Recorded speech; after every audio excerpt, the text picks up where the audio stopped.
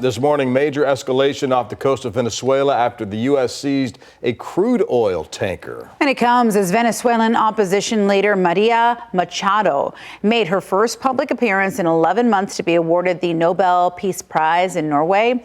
ABC's Nicole D'Antonio is in Washington with more. This morning, the first glimpse of Venezuela's opposition leader in nearly a year. Maria Machado waving to supporters in Oslo, Norway, where she received the Nobel Peace Prize.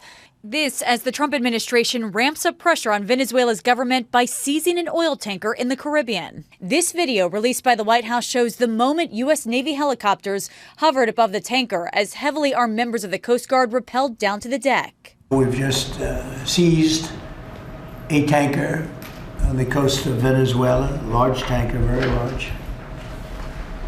Largest one ever seized, actually. And other things are happening. Attorney General Pam Bondi says the tanker was part of an illicit oil shipping network supporting foreign terrorist organizations. Venezuela's government releasing a statement strongly denouncing the seizures and calling on the international community to reject this unprecedented aggression.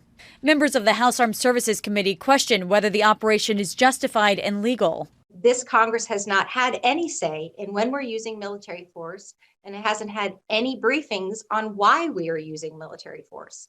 And that is really, really problematic and should be troubling to all Americans. This seizure marks the first time the U.S. has overtly interfered with oil exports, which is Venezuela's main source of revenue. And it comes amid rising tensions between the U.S. and Venezuela after the U.S. conducted airstrikes on alleged drug boats in the Caribbean, killing dozens.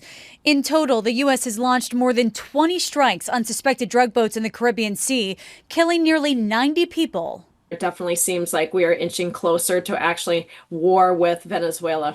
President Trump recently suggested possible land strikes inside Venezuela and has also threatened neighboring Colombia, saying it could be targeted next.